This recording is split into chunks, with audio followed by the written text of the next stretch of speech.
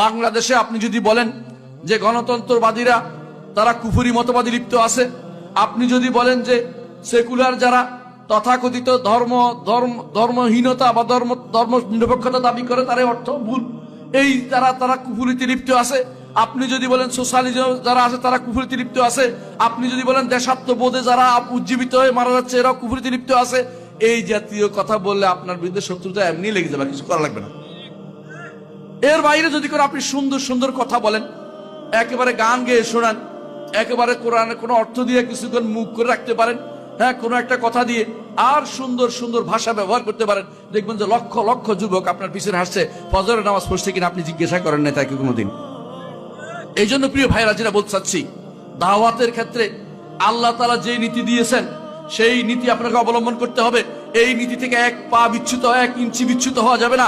1 ইঞ্চি বিচ্যুত হলে আপনার মানহাজ নষ্ট হবে, আপনি ফেরকা হয়ে যাবেন।